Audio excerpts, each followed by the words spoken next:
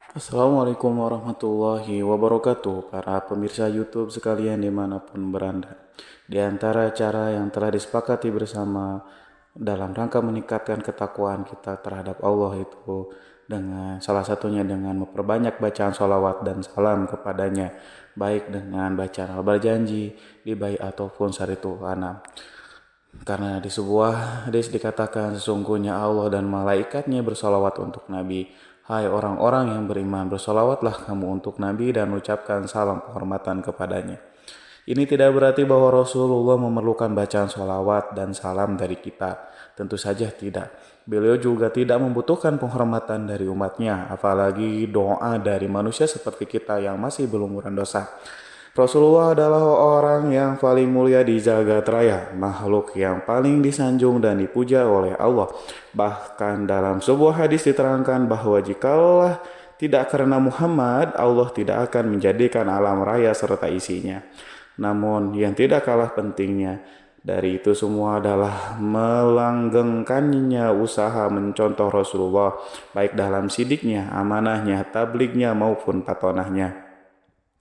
Memang di hari sekarang ini menjadi orang baik dan benar bukanlah hal yang mudah, tetapi juga bukan hal yang susah.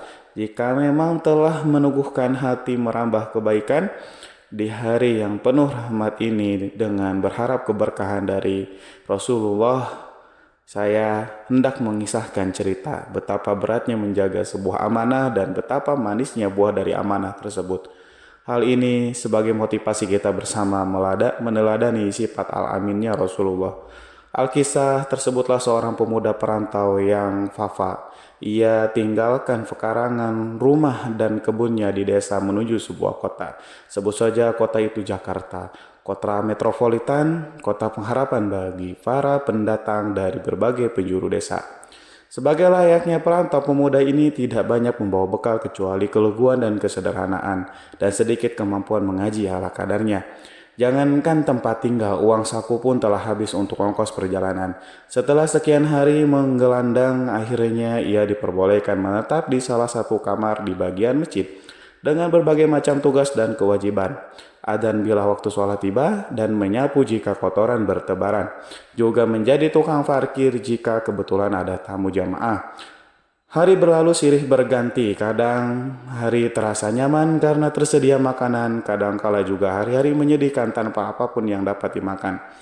Tidak juga uang sekedar untuk membelinya. Maklumlah pada hari ini belum genap sebulan ia tinggal di sana.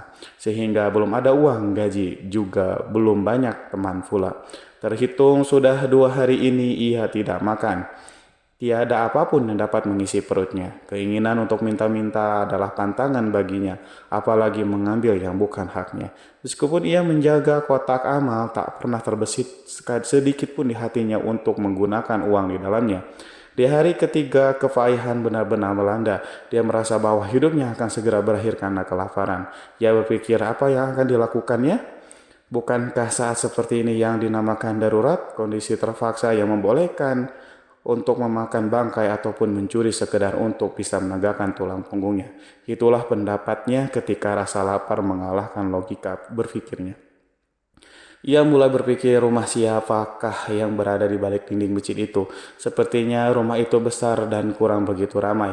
Mungkin ada makanan di sana. Sekedar untuk menyambung hidup saja ia bertekad tidak akan mengambil barang berharga. Pokoknya hanya makanan saja. Tembok pembatas di belakang masjid itu tidaklah terlalu tinggi. Tidak susah untuk seorang pemuda menaikinya. Hanya dengan sedikit tenaga, dorongan dan loncatan dapatlah ia melihat ruang belakang rumah itu. Yang kebetulan adalah dapur yang sepi, tiada orangnya, maka pemuda itu pun mencoba melewati dinding dan meloncat di dalam dapur itu. Dengan hati berdebar dan kaki gemetar, ini pertama kali dia lakukan pencurian selama masa hidupnya. Dengan hati yang terus berbisik, bagaimana bisa kau mencuri? Sepanjang umurmu kau tak pernah melakukan itu. Sekarang ketika kau tinggal di masjid malah hendaknya melakukannya. Darurat yang difahaminya hanya alasan inilah yang membuat tangannya meraba sebuah roti bakar di atas meja lalu menguatkan giginya untuk sekedar memotong di bagian ujungnya. Namun ketika selai coklat stroberi melekat di lidahnya, dan hendak meluncur melalui tenggorokannya. Pemuda itu teringat kembali bahwa yang dilakukannya adalah pencurian dan sebuah kebodohan. Seolah ia baru tersadar bagaimana bisa ia melakukan ini semua. Bukankah ia seorang penjaga masjid? Bukankah selama ini terbiasa menahan lapar? Kemudian diletakkannya lah roti pada tempatnya semula. Lalu ia meloncat tembok pembatas dan kini telah berada di serambi masjid. Sambil terlentang pikirannya mengawang-awang merekam kembali apa yang telah dikerjakannya. Air matanya sedikit mengalir membasahi pipinya, namun perutnya terus meronta meminta segera diisi dan badannya telah lemas terkulai. Ia pun kini berada di alam setengah sadar setengah pingsan karena lapar. Lambat demi lambat telinganya menerima suara dari luar, suara pengajian ibu-ibu mingguan yang dipandu seorang kiai sesepuh masjid itu. Namun karena terlalu lapar, dia tidak dapat memahami apa yang dia dengar. Ketika pengajian itu usai, masjid telah kembali sunyi. Tinggal kiai dan seorang perempuan jamaahnya yang tengah asik berbincang. Sang pemuda tidak bisa mendengar apa yang sedang dibicarakannya karena posisinya yang terlalu jauh. Juga karena kesadarannya yang telah direnggut oleh rasa lapar yang mendaulat perutnya. Namun ia tahu ketika kiai itu menebarkan mata menyapu segala penjuru dan sudut-sudut masjid sehingga pandangannya itu tertumbuk pada dirinya. Sesosok pemuda yang tidur terlentang di serambi sebelah kanan masjid. Dengan isyarat tangan kiai itu meminta untuk mendekat. Dengan langkah yang berat, dengan sisa tenaga yang ada, ia segarkan wajahnya yang telah kuyu. Ia belakakan matanya yang telah layu. Ia padamkan jauh-jauh rasa lapar yang menggelayuti perutnya. Apakah kamu sudah menikah? Begitu tanya Kiai ketika ia mendekat. Belum jawabannya. Kiai itu bertanya lagi, apakah kau ingin menikah? Pemuda itu terdiam. Lalu Kiai itu mengulangi pertanyaannya. Sebenarnya pemuda ini tidak begitu konsentrasi menjawab pertanyaan sang Kiai. Pikirannya hanya tertuju pada rasa lapar dan cara menaklukkannya. Bisa jadi pemuda itu hanya menganggap pertanyaan Kiai itu sekedar basa-basi. Akhirnya pemuda itu angkat bicara. Ya Kiai, demi Allah, aku tidak punya uang untuk membeli roti. Bagaimana aku akan menikah? Kiai itu menjawab, wanita ini telah ditinggal mati suaminya. Dan dia tidak memiliki siapapun di dunia kecuali seorang paman yang sudah tua dan miskin. Kata Kiai itu sambil melihat ke arah perempuan yang sedang duduk di sampingnya. Kiai itu melanjutkan perbincangannya. Wanita ini mengharapkan seorang lelaki sebagai pendamping hidupnya untuk menemaninya menjalani kehidupan dan menjaganya bila terjadi sesuatu dengannya. Maukah kau menikah dengannya? Pemuda itu menjawab, ya. Ya Kiai. Kemudian Kiai bertanya kepada wanita itu, apakah engkau mau menerimanya sebagai suamimu? Kemudian ia menjawab, iya. Maka Kiai itu mendatangkan pamannya dan dua orang saksi, kemudian melangsungkan akad nikah dan membayar mahar untuk penjaga masjid itu. Pernikahan selesai, kemudian sang istri mengajaknya pulang ke rumahnya. Setelah keduanya masuk ke dalam rumah dan mulai berkomunikasi berakrab-akraban, tampaklah oleh pemuda itu bahwa dia adalah seorang wanita yang masih muda dan cantik. Beberapa saat kemudian sang istri mengajak suaminya si penjaga masjid itu dan memperkenalkannya dengan berbagai ruangan di dalam rumah itu.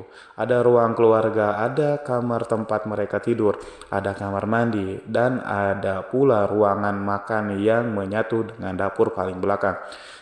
Ketika menatap dinding yang melatari dapur itu, suami itu langsung menengadahkan mukanya ke atas mengawasi batas tembok dan ia merasa tidak asing dengan kondisi ruangan ini. Ia pun merasa mengenal dinding itu lalu ia menemukan jawabannya. Bukankah di belakang tembok pembatas ini adalah masjid yang didiaminya? Rupanya pemuda itu baru sadar bahwa rumah itu adalah rumah yang tadi ia masuki.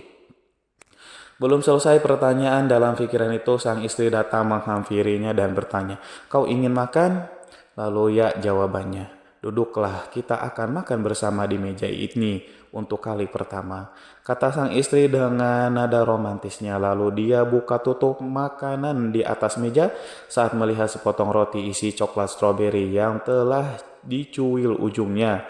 Sang istri berkata dengan heran, "Loh, kok roti ini cuil ujungnya? Siapa yang menggigitnya? Bukankah kucing tak doyan roti?" Maka pemuda yang kini telah menjadi suami itu menangis dan menceritakan segala kisahnya. Lalu sang istrinya berkata, "Ini adalah buah dari sifat amanah. Kau jaga kehormatanmu dan kau tinggalkan roti yang haram itu, lalu Allah berikan rumah ini semuanya berikut pemiliknya dalam keadaan halal. Barang siapa yang meninggalkan sesuatu ikhlas karena Allah, maka akan Allah ganti dengan yang lebih baik dari itu." Demikian nasib pemuda itu, ia berhasil mengalahkan keburukan dengan kebesaran jiwanya, dengan keyakinannya. Demikian juga dengan kita. Saya yakin sekali bahwa ketika hendak melakukan sebuah keburukan, hati kecil kita selalu berontak. Minimal mempertanyakan, bukankah yang akan aku kerjakan ini sebuah keburukan? Bukankah ini sebuah kejahatan? Namun sayang sekali, seringkali kita mengalahkan dan mengabaikan bisikan-bisikan hati kecil itu, yang berarti pula kita mengkhianati Allah dan Rasul-Nya. Dalam surat An-Anfal ayat 27 dikatakan, "Hai orang-orang yang beriman, jangan kamu mengkhianati Allah dan Rasul, dan janganlah kamu mengkhianati amanat-amanat yang dipercayakan kepadamu sedangkan kamu mengetahuinya." Sekarang kita tahu betapa beratnya menjaga amanah itu. Menjaga amanah terberat adalah menjaga amanah Allah yang dititipkan kepada kita berupa baik harta, keluarga, negara, dan jiwa kita sendiri. Namun demikian, Rasulullah adalah penjaga amanah tersukses di sepanjang sejarah kehidupan manusia. Ia dapat julukan Alamin, betapa mulianya. Demikian sharing kali ini. Terima kasih banyak. Wabillahi taufiq wal hidayah. Assalamualaikum warahmatullahi wabarakatuh.